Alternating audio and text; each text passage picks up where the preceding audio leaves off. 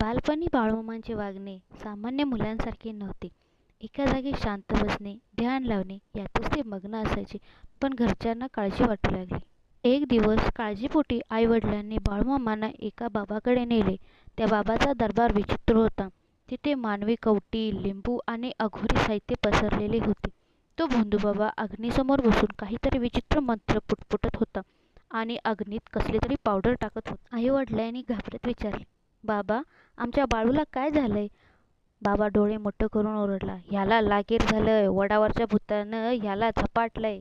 आई-वडील घाबरले. याचा फायदा घेत भोंदूबाबाने आपली मागणी पुढे केली, "ह्याला नीट करायचं असेल तर मला 2 खंडी धान्य, 1 काळी मेंढी आणि 4 चांदीचे नाणे द्यावे लागतील." बाळूमामा शांतपणे हे सर्व पाहत होते.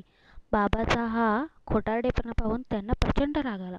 बाळूमामांनी बाबाकडे रोखून पाहिले. बाळूमामांचा तो तेजस्वी अवतार पाहून भोंदूबाबा एकदम चिडला. रागाच्या भरात भोंदूबाबांनी बाळूमामांवर पहिला तांत्रिक वार केला.